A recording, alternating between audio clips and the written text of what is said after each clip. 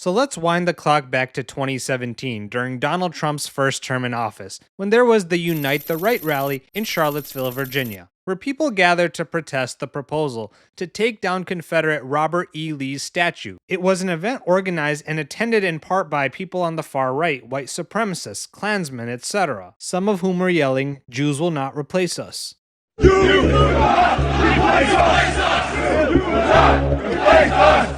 Jews will not replace us! Jews will not replace us! Jews will not replace us! Whose streets? Our streets! Whose streets? Our streets! Whose streets? Our streets! The rally eventually turned violent after counter-protesters clashed with the original protesters, resulting in the death of Heather Heyer, as well as dozens getting injured when neo-Nazi James Fields rammed his car into the crowd. 2 police monitoring the scene also died in a helicopter crash, which is sad that there are people with that much hate in their hearts. Albeit being a bigot in and of itself is within your rights as an American, but the fact that it got to where the violence resulted in an innocent person's death just shows how inflamed the political temperature was even then. What followed from that inflamed the temperature as well, aka when they clipped President Trump's response in what's known as the Very Fine People hoax. You had some very bad people in that group, but you also had people that were very fine people on both sides. And the liberal media ran with the narrative for years to come. The president continues to believe, against all the evidence, that there were very fine people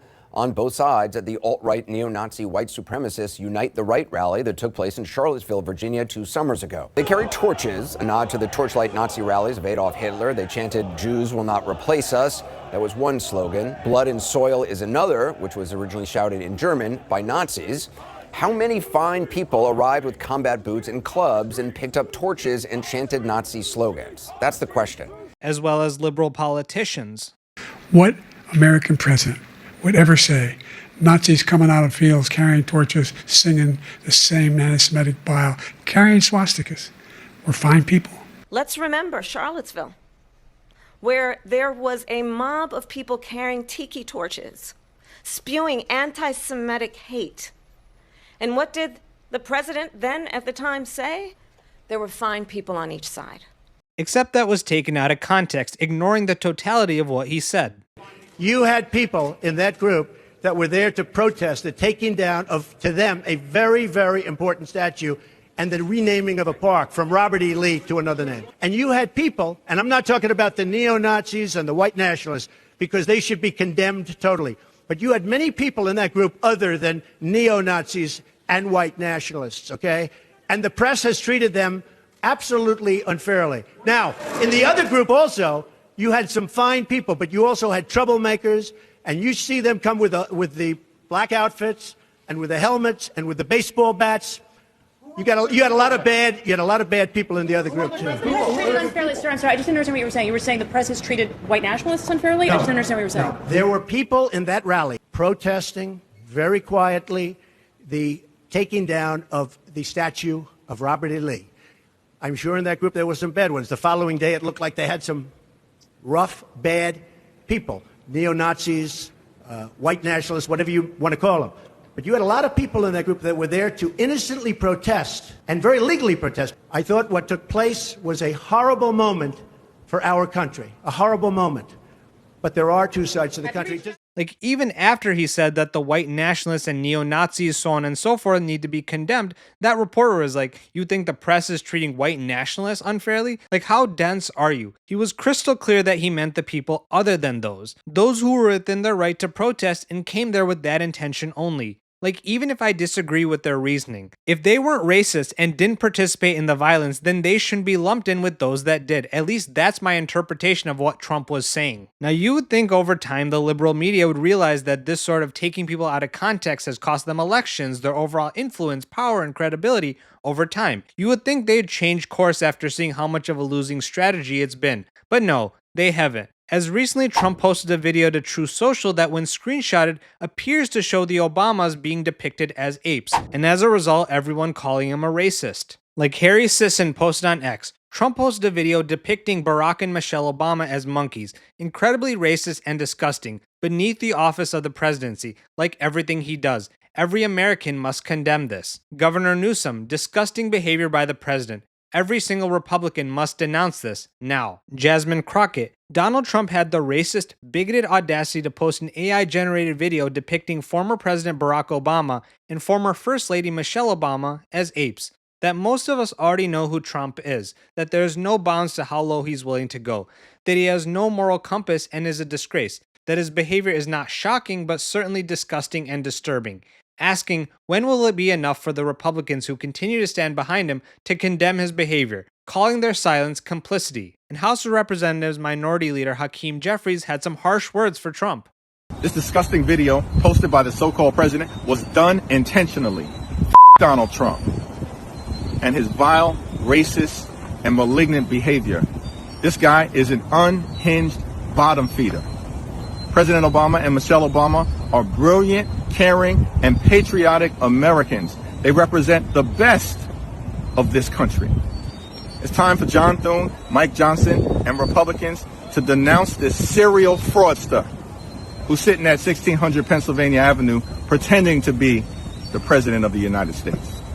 Which for me, that video just seems so lacking in charisma. I truthfully haven't heard him speak before, but in that video at least, it was so monotone. Like if you're gonna try to be tough, at least have some bass in your voice. I don't know, but I guess these people calling on Republicans to denounce it did work to an extent. As Republican Senator from South Carolina Tim Scott said on X, praying it was fake because it's the most racist thing I've seen out of this White House. The president should remove it. And New York Republican Representative Mike Lawler said, the president's post is wrong and incredibly offensive, whether intentional or a mistake, and should be deleted immediately with an apology offered. But like the Charlottesville comment, it was taken out of context, because here's the full video. Initiated by a court order, the Michigan investigation team obtained forensic access to a DS-200 tabulator, the machine that counts the votes. A Telit 4G wireless chip manufactured in Taiwan was discovered embedded into the motherboard. The voting machine tapes clearly indicate modem engagement and transmission of election data. Some of the anomalies that we noticed in the 2020 general elections, that 5 key states all stopped counting at a certain time in these key battleground states. These were all where the software, Dominion machines, ES&S machines were used, the Smartmatic, the GEMS software. So when the vote stopped counting, and this has been noted in other countries as well, President Trump was significantly ahead. When reporting and counting resumed, there was a massive spike occurred that favored Joe Biden. Okay, even out of context, the Obamas just popping up out of nowhere at the end just caught me off guard. Like the first time I saw it in its entirety, it was so funny, I couldn't stop laughing. But okay, did you see what happened? It was originally supposed to be about election fraud. It must have been a screen recording because then it looks like it auto-scrolls to the next video and then scrolls back like it was on TikTok or something. And so I think it was a mistake on the staffer who posted it, as Caroline Leavitt seemed to insinuate that the president himself didn't do it. Tim Scott, the senator, obviously African-American, said he was praying it was fake because it was the most racist thing he'd ever seen out of the White House. The president should remove it. Caroline, I know the president did remove it, deleted it, but it was up for, I think, 12 hours or something like that. How did this happen, and can you really throw a staffer under the bus for this? Well, look, Laura, it was a meme that was posted by a staffer on the president's Truth Social account. It was from a Lion King video depicting, as you pointed out, different Democrats as different animals. I think Kamala Harris was depicted as a turtle in this video meme. The president did take it down. He spoke with lawmakers today out of respect for them, including Senator Tim Scott. The post was removed. But leave it to the leftist media, of course, to talk about this all day, rather than talk about the fact that the Dow has broken over 50,000 points for the first time in our nation's history. And Trump himself said he didn't see the whole thing before it was posted. Social media post that you took down earlier today, the White House says that a staffer sent it. Who sent it, and are you going to fire them? I looked at it, I saw it, and I just looked at the first part. It was about voter fraud in someplace, Georgia. There was a lot of voter fraud, 2020 voter fraud, and I didn't see the whole thing. I guess during the end of it, there was some kind of a picture that people don't like. I wouldn't like it either, but I didn't see it. I looked at the first part, and it was really about voter fraud and the machines, how crooked it is, how disgusting it is. Then I gave it to the people. Generally, they look at the whole thing, but I guess somebody didn't, and they posted, and we took it down, and we, but that was a voter fraud that nobody talks about. They don't like to talk about that post. We took it down as soon as we found out about it. Mr. President, a number of Republicans are calling on you to apologize for that post.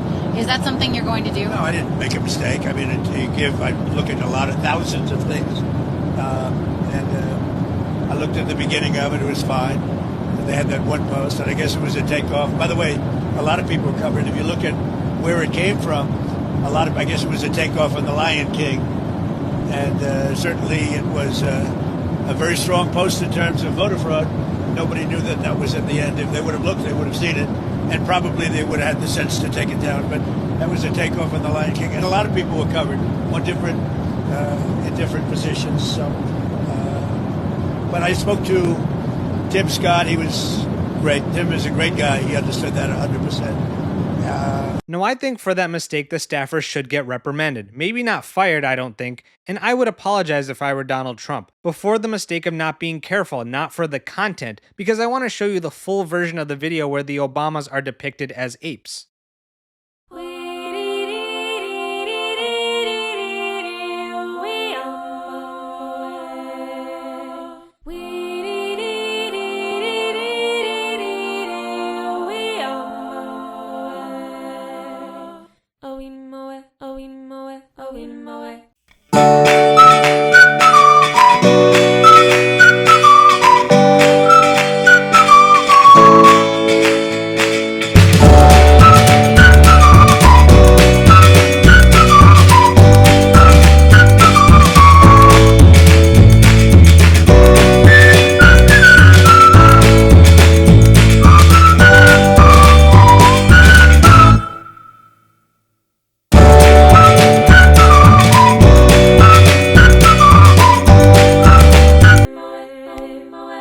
So as you can see, it's just a play on the Lion King, with Democrats/liberals as various animals in the jungle, and Trump being the king. People of all different sections, if you will, of the left, and all different races. And as you can see, the Obamas aren't the only black people in the video, and the others are different animals, like Hakeem Jeffries being a meerkat, Whoopi being a hippo. Nothing about this tells me they were trying to target black people in any way. And this is the issue, because to me, there are things to criticize about what Trump's doing. I think that's our duty as citizens. Like, for example, the way the current administration is handling these ICE operations and deportations is problematic to me. There's been unnecessary violence and bloodshed. And to me, part of the onus does fall on him. But when you create boogeymen out of non-issues, it makes you look petty, especially when you knowingly do it. It takes away your credibility, and people stop listening to your legitimate grievances. But guys, I want to thank you all for watching this video as always, and if you appreciated my commentary, please give it a thumbs up, and if you're new to this channel, hopefully I've earned your subscription.